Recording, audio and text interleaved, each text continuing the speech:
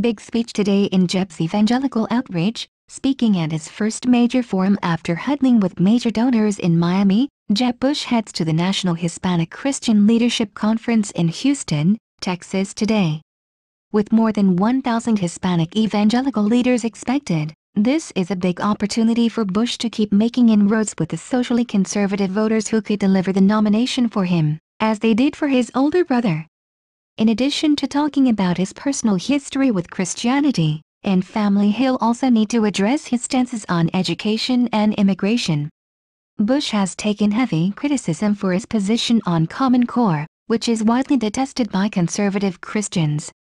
Bush's position on immigration, however, will be his calling card with the group today.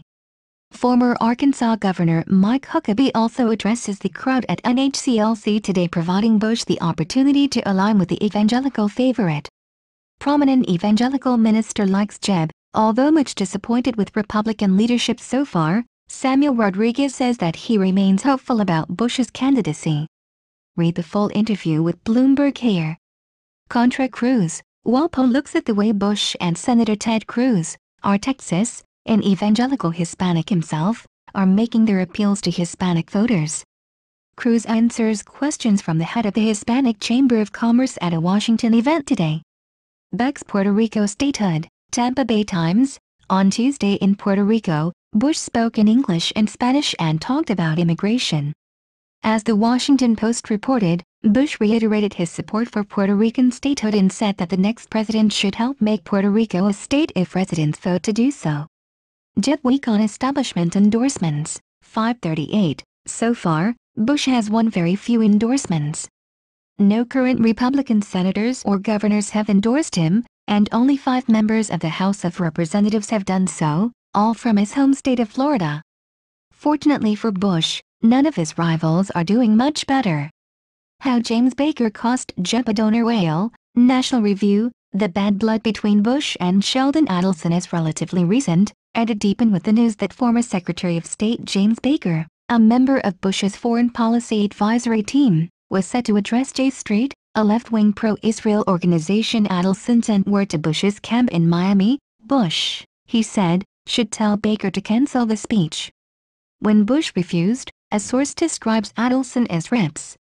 Another says Adelson sent word that the move cost the Florida governor a lot of money.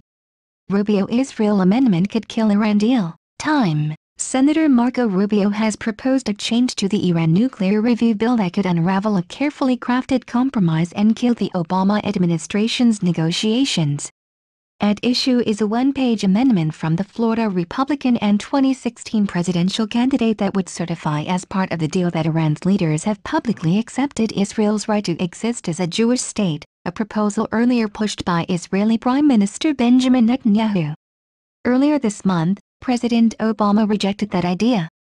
Many Republicans support the idea, however, while some influential Democrats, such as New York Senator Chuck Schumer, have declined to comment on any amendments. No press for Walker's Israel tour. BuzzFeed. Wisconsin Governor Scott Walker isn't inviting reporters to come along with him on his first political trip to Israel next month, a spokesperson said. Governor Walker's trip to Israel will be a listening tour, said Ashley Strong, a spokesperson for Walker's PAC, Our American Revival, last week. It'll happen mid-May and we won't be having any press join. Governors have a rougher run, noted smart person Josh Kraushaar explains why the conventional wisdom about governors being better positioned for presidential runs than senators is probably bunkum, especially in the era of social media and the nationalization of local controversies. Changing fortunes for Rand in Nevada. David Drucker surveys the changing landscape in libertarian-leaning Nevada. Some Paul supporters worry that a move by Nevada Republican leaders to replace the 2016 caucuses with a standard primary election could diminish the Kentucky senator's prospects. Some Paul backers view this as the party's way of diminishing Paul's viability, an accusation GOP officials say is categorically false. A primary would attract a broader array of rank-and-file Republicans. Caucuses, where people meet publicly in small groups, tend to attract fewer, more committed voters. Sound off. Readers respond to 2016 Power Index. The index showing Bush in the lead has a large flaw. He is so well known and attracts polling and money from a crowd that has already made up its mind that we have to question whether any amount of money can get him more voters on a primary level. Richard Nelson. The two gainers this week in the Fox Power Index were Marco Rubio, now number 2, and Carly Fiorina, now number 6. Both are proving standouts on the stump. For the GOP to win in 2016, the ticket will require very smart, articulate and aggressive candidates. Rubio and Fiorina are showing the way. Jim Hartman. It's too early to be sure, but I'm thinking now that the dream ticket for the Republicans would be Rubio-Fiorina. They're both strong on the issues, and they each bring tremendous additional strengths. Danny Bass. She's a lowrider, The Guardian, a tortoise in Pembroke, West Wales, who faced a grim future after it was attacked by a rat during hibernation, has been given a new lease of life by its owners. They have aided their pet, named Mrs. T, with wheels taken from a model aircraft to help with its mobility. The wheels are glued onto a frame that fits around Mrs. T's shell.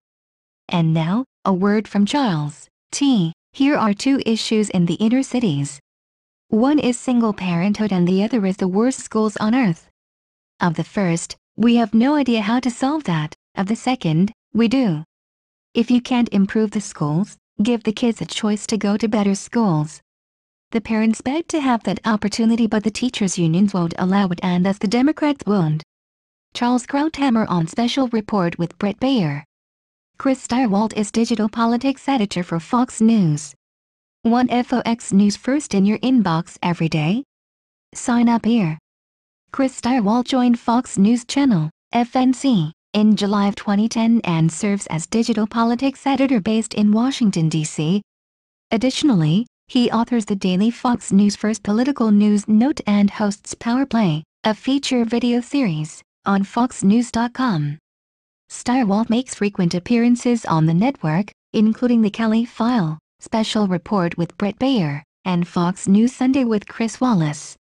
He also provides expert political analysis for Fox News coverage of state, congressional and presidential elections.